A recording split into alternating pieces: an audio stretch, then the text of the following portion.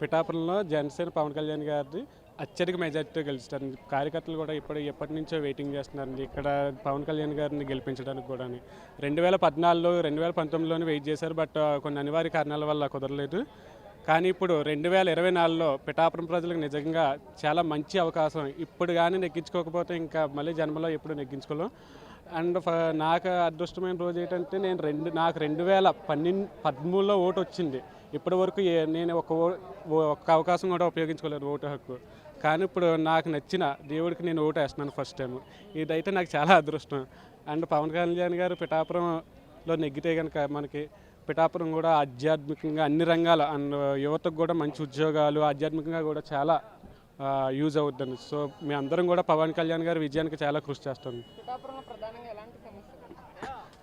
Main ఇదండి ఉద్యోగ అవకాశాల తర్వాత రైల్వే ఓవర్ బ్రిడ్జ్, రోడ్లు, దాని తర్వాత యువత అండి. మెయిన్ పిఠాపురం యువత జాబులు లేక చాలా ఇబ్బంది పడుతున్నారండి.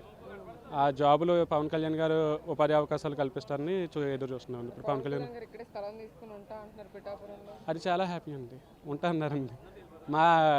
మాకు ఎదురుగా ఉంటారండి.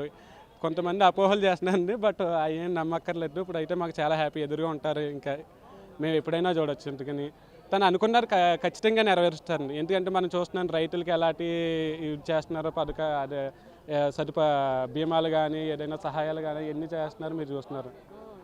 తర్వాత కూడా పిఠాపురాన్ని ఒక రూపురేఖ మారుస్తారండి ఫస్ట్.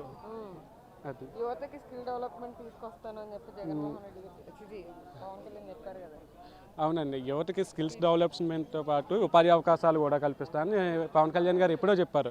అదైతే ఖచ్చితంగా నెరవేరుస్తారండి. పెట్టారండి. వంగా గీత గారు మంచివారండి, కానీ వెనకాల ఉన్న పార్టీ అలాంటిదండి. దానివల్ల కొద్దిగా బ్యాడ్ అండి. కానీ పవన్ కళ్యాణ్ గారు ఫస్ట్ విజయం పక్కా సాధిస్తారు, బట్ మెజార్టీ గురించి కొద్దిగా కష్టపడాలని అందరూ కూడా.